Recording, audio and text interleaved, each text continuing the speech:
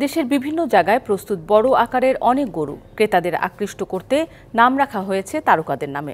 লালমনিরহাটের জায়েদ খান, মাদারীপুরের প্রিন্স মামুন কিংবা নারায়ণগঞ্জের মান্নান নামে এসব গরুর চাহিদাও বেশ।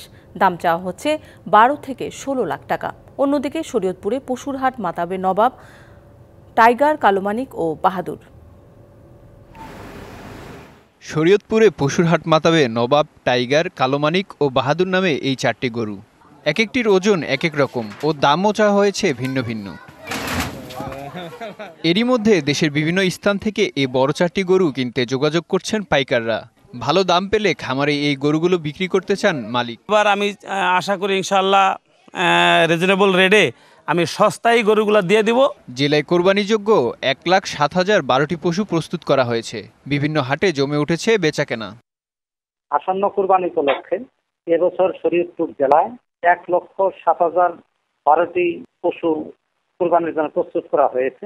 এ জেলায় চাহিদা রয়েছে 1,32,টি এবং উদ্বৃত্ত আছে 6,980টি। লালমনিরহাটে 25 মণ ওজনের এই গরুর নাম দেওয়া হয়েছে জায়েদ খান।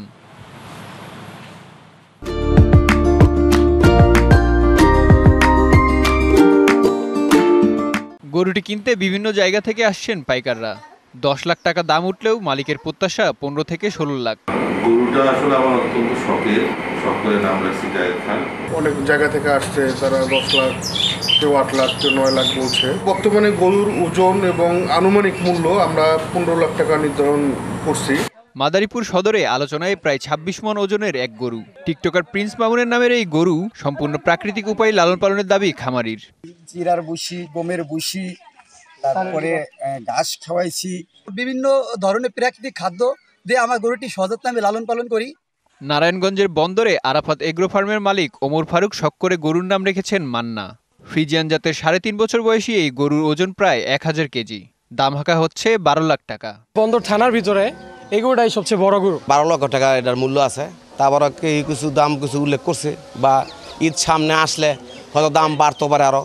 নিয়ম মেনে গরু মোটা তাজাকরণে বিভিন্ন পরামর্শ দিচ্ছেন প্রাণী সম্পদ কর্মকর্তারা। খামারিদের প্রত্যাশা, পশুর দানাদার খাবারের দাম কমানো গেলে লাভবান হবেন তারা। এতে সমৃদ্ধ হবে দেশের প্রাণী সম্পদও।